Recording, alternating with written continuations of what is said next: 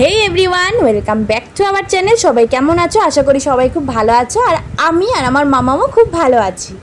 এই দেখো, মাম্মাম কিন্তু বৃষ্টিতে ভেজা শুরু করে দিয়েছে। ও যে কখন টুক করে বৃষ্টিতে ভিজতে চলে গেছে আমি কিন্তু টেরই পাইনি। অথচ বাইরে এসে আমার মা ডাক দিল যে দেখ তোর মেয়ে কী করে। এসে দেখি এরকম ভিজে একাকার, না নড়বে না চড়বে। ওর দুষ্টুমির কিন্তু সীমার অন্ত নেই। আগে একদিন বৃষ্টিতে ভিজতে দিয়েছি বলে এখন খুব পায়ে সাহস বেড়েছে। তো চলো, এখন সকাল হতেই চলো, চাটা খাওয়া হয়ে গেছে আর আমার বড় চলে গেছে কাজে। আমি রয়েছি বাপাইয়ের বাড়ি জামাই ষষ্ঠী উপলক্ষে। আর ওই যে আমার মাম্মাম বসে বসে কুটুকুটু কুটুকুটু কুটুকুটু করছে।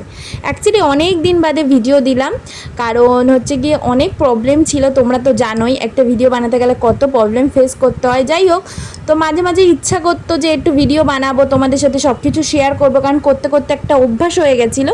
কিন্তু মাম্মাম এতই ফোন দেখতে পেয়েছি যে আমি ভিডিও বানাতেই পারতাম না, তাই জন্য আর দেওয়াও হয়নি। তো ভাবলাম চলো, এখন একটু একটু করে মাম্মাম বড় হয়েছে, ফোনটাও একটু ছাড়বে, তো আমিও একটু ভিডিও বানাতে পারবো। অ্যাকচুয়ালি একা ঘরে একটা বাচ্চাকে মানুষ করা অনেকটাই কঠিন, কারণ ও সারাক্ষণ ফোন দেখে। আর বাইরে বার করাটা না আমি খুব একটা পছন্দ করি না, কারণ আজকালকার যুগটা খুব একটা ভালো না। সুতরাং আমি খুব ভয় পাই আর কি। আর এখানে প্রত্যেকটা জামা সকালবেলা উঠে ধুয়েছি। আর আকাশের অবস্থা পুরো মেঘলা। আরে বাবা, হয় বৃষ্টি দে নাহলে রোদ্দুর দে, তা না মেঘলা হয়ে পড়ে রয়েছে। আর এই দেখো আমার বাড়ির জবা ফুল গাছ, পঞ্চজবা, কি সুন্দর ফোটে আর কত কড়ি হয়ে রয়েছে দেখো, দেখতেও ভালো লাগে। আর এই যে আমি এলোকেশি হয়ে ঘুরে বেড়াচ্ছি আর পেছনে আমার মাম্মা মামাকে দেখছে টুকুটুকু করে। ও আসবে বলছে, আমি বলছি জুতো পরে আসো, খালি পায়ে এসো না। আর তোমরাই তো সবাই নতুন একটা জিনিস দেখছো আমার মুখে, সেটা হচ্ছে আমার চশমা। হ্যাঁ, আমার চোখে পাওয়ার হয়ে গেছে। যখন তোমরা আমাকে দেখেছিলে তখন আমার চোখে পাওয়ার ছিল না, কিন্তু এখন রীতিমতো চোখে পাওয়ার হয়ে গেছে। অ্যাকচুয়ালি চোখের দুই কোণায় আমার প্রচণ্ড যন্ত্রণা করতো, তো ডাক্তার দেখানোর পর ওষুধ দিল, দেওয়ার পর বললো সেরে গেলে ভালো, না সারলে 1 মাস পরে এসে চশমা নিতে হবে। তো রীতিমতো আমার চশমাই নিতে হলো, সেটা আর সহ্য হলো না। আর এই দেখো মাম্মামের সাথে একটু খুনসুটি করে নিচ্ছি। ও সবসময় আমার পিছন পিছন ঘুরবে যখনই ফোন আর ক্যামেরা আমার হাতে অন থাকবে। তো এই যে আর একটা নিউ মেম্বার, সেটা হচ্ছে আমাদের বাড়ির ফ্রিজ, আমার বাপের বাড়ির আর কি, যেটা ছিল না। এটা হায়ারের global number 1 fridge, new model. এই যে দেখছো, ওপরেরটা 7-এ দেওয়া আর নিচের ডিপটা 9-এ দেওয়া। ডিপটা আলাদা আছে আর ওপরেরটা তো আলাদা। তোমরা তো জানোই যাদের বাড়ি বাড়ি আছে এই ফ্রিজটা। অসাধারণ ফ্রিজ, ফ্রিজটার এত সুন্দর কোয়ালিটি আর এত সুন্দর অপশান, দেখেই খুব ভালো লাগছে। আর এখানে তো জানো ফ্রিজে জামাই ষষ্ঠীর জিনিসপত্র থাকবে। আর এই যে ডিপটাও তোমাদের খুলে দেখালাম। অ্যাকচুয়ালি এতদিন দেখানো হয়নি, কারণ ওই যে ভিডিও করতাম না তার জন্য। আর ডিপে কিন্তু আমাদের কোনো জিনিসই নেই। আসলে বাড়িতে বেশি লোক থাকলে হয়তো বড় ফ্রিজটা দরকার হয়, কিন্তু অল্প লোক থাকলে সেটা দরকার হয় না। আর এই যে এইটা হচ্ছে আইশ্যাডো প্যালেট। দেখো যাদের আছে তাদের তো জানোই, কিন্তু এই আইশ্যাডো প্যালেটটা অনেক দিন ধরেই আমার কেনার ইচ্ছা ছিল। তো এই আইশ্যাডো প্যালেটটা আমি ফাইনালি কিনে ফেলেছি। অ্যাকচুয়ালি যখনই কোনো ওকেশন হয় বা পুজোর সময় হয়, দেখো সব সময় তো সবার কাছে পাওয়া যায় না। আর আমি মনে করি নিজের জিনিস থাকাটা সবচেয়ে বেশি বেটার। এই আইশ্যাডোটা কেনা কমপ্লিট, এবার শুধু কনসিলার আর কালার কারেক্টারটা কিনলেই আমার হয়ে যাবে। আর এই যে আমার হাতে নতুন জিনিস, সেটা হচ্ছে এই পলাটা। এটা কিন্তু সোনার না, অবভিয়াসলি সিটি গোল্ডের। কেউ কিন্তু আবার সোনা ভেবে বসো না। চলে এলাম আমি একটু ভাষণ দিতে। আমার চুলটা আকাশে উড়ে যাচ্ছে তাই? আর তোমার চুলটা কি হচ্ছে? আমার মাম্মামও কিন্তু আমার সাথে ভয়েস ওভার শুনছে। তো এখন আমার মাম্মামটা কিন্তু অনেকটাই বড় হয়ে গেছে। আর ফোনটা তো সবসময় আমাকে দিতেই চায় না, যেহেতু সারাক্ষণ ঘরেই থাকে। ওই টুকিটাকি ফোন দেখে, টিভি দেখে, এই করে করেই ও সময় কেটে যায়। আর রীতিমতো তো আর কয়েকদিন বাদে ওকে স্কুলে আমি ভর্তি করাবই। তো হ্যাঁ, ওটা বলতে হয় তো, তার জন্য বাবা আমিও বলছি, ও বলছে, তাই না? তুমিও বলবা কিছু? কি বলবা বলো? বলো আমার মাম্মাম এর পাশে তোমরা থেকো। এই দেখো, বলো এই দেখো, মাম্মাম ঘর ঝাড় দিচ্ছে। ঘরটা পরিষ্কার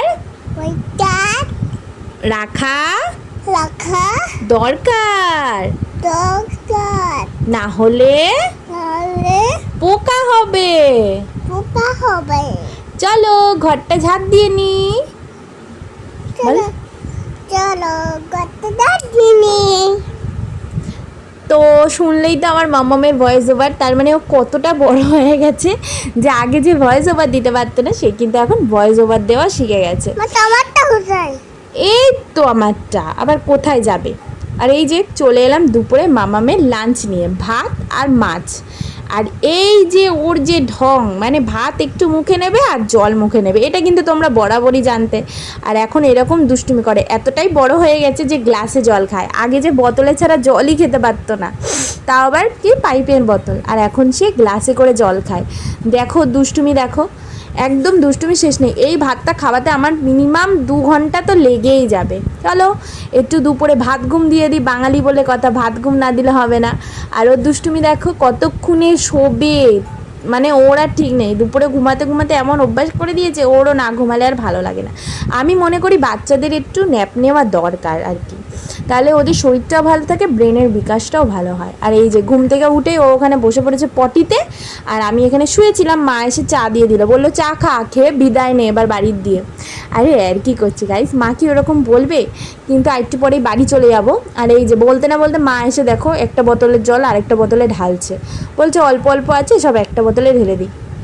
আর এই যে আমার ছোটোবেলার পুতুল, যেই পুতুলটা নিয়ে এখন আমার মেয়ে খেলে, এই ছোট ছোট স্মৃতিগুলো কত ভালো লাগে। আমার বাবা না পুতুল আনিনি তো, পুতুলটা তো ওখানেই থাকে, তুমি তো দাদা বাড়ি গিয়েই খেলো। এর এই যে আমি রেডি হয়ে বাড়ি চলে এসেছি, তার আগের কোনো ভিডিও ক্লিপ নেওয়া হয়নি। আর এই যে আমার ঘরের অবস্থা দেখো চারিদিকে। সো আমার এই ড্রেসটা তোমাদের দেখাচ্ছিলাম, মা মানে জামাই ষষ্ঠীর ড্রেস আর কি, বাবা মা কিনে দিয়েছিল। আর সারা ঘরের অবস্থা দেখো, সব ধুয়ে টুয়ে এখানে মেলে রেখে গেছিলাম ঘরের মধ্যে। আর এই যে মাম্মাম এখন খাচ্ছে কুরকুরের পপকর্ন, যেটা বাবা কিনে দিয়েছিল। আর স্টেশনে তো সব দোকান ভেঙে দিয়েছে, সুতরাং এখন মাম্মাম কিছু ওখান দিয়ে খেতে পারে না, তাই আলাদা করেই বাবা বাজার দিয়ে কিনে এনেছিল, সেটাই এখন বসে বসে খাচ্ছে। ড্রেস চেঞ্জ না করেই আগে ওটা খাওয়া শুরু করে দিয়েছে। আবার দেখো দেখাচ্ছে হেভি টেস্টি। আর এই যে যেগুলো খাটে মেলা ছিল, তো আমি টুকটুক করে সব ভাজ করে নেব, তারপরে ভাত বসাবো। আর এমনি তরি তরকারি আমি বাড়ির দিয়ে এনেইছি, তোমরা তো জানোই বা যখনই আসি বাড়ির দিয়ে তরি তরকারি নিয়ে আসে, মা ভাতটুকুও দিয়ে দেয়, কিন্তু এবার আর ভাতটা নিয়ে আসিনি, কারণ এতটা পরিমাণে ভাত দেয় যে আমরা 3 জন খেয়েও আবার পরের দিন আমাদের 2 জনের হয়ে যায়, সুতরাং এখন অল্প অল্প নেই। টুকটুক করে জামা ভাঁজ করতে করতে মেয়ের সাথে গল্প করছিলাম।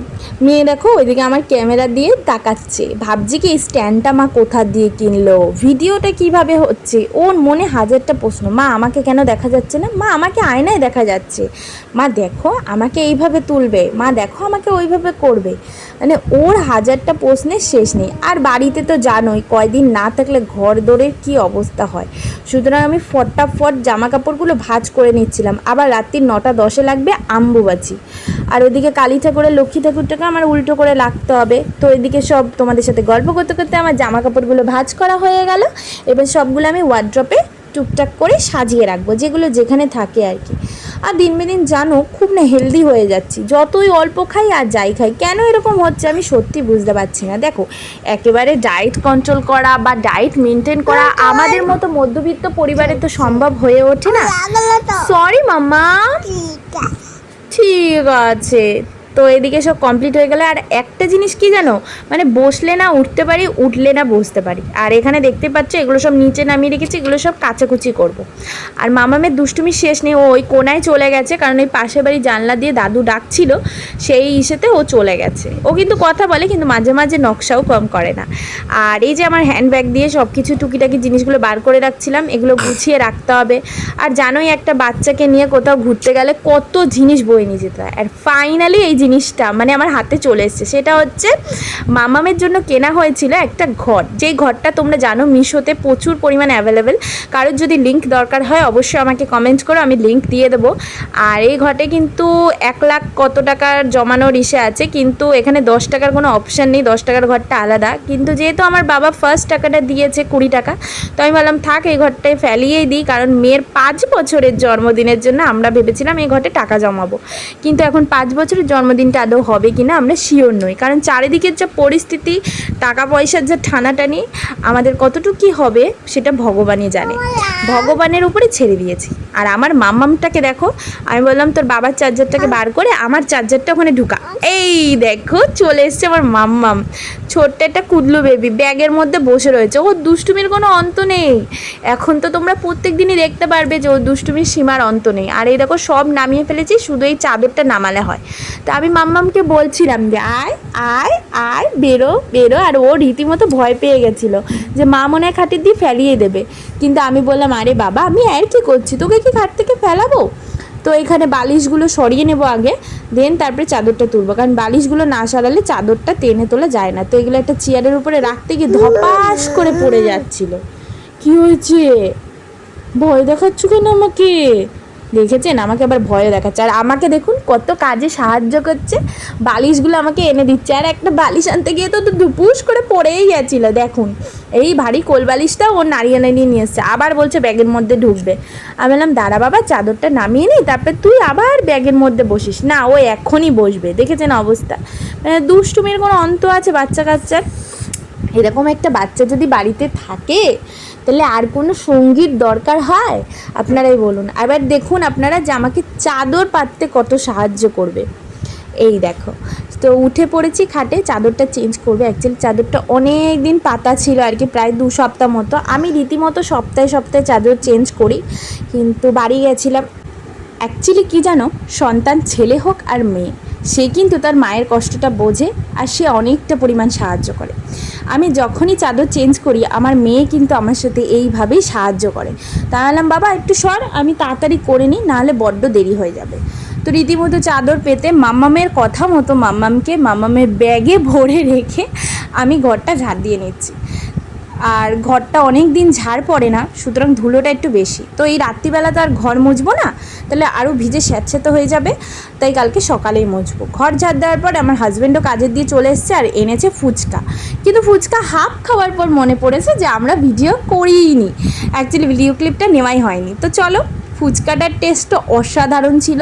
দেখো সবাই তো ফুচকা সমান বানায় না, কেউ ঝাল বানায় কেউ টক বেশি বানায়, তো আমার কিন্তু ফুচকার ঝালের চেয়ে বেশি টকটাই ভালো লাগে।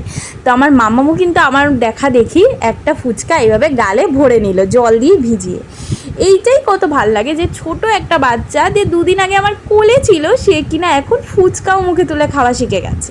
আর এই যে রাত্রের ডিনার, বাড়ির দিয়ে মামামের জন্য মাছের ঝোল নিয়ে এসেছিলাম, সেই মাছ ভাত খাইয়ে নিলাম। তো আজকের ভিডিওটা এই পর্যন্তই, সবাই ভালো থেকো, শুভরাত্রি।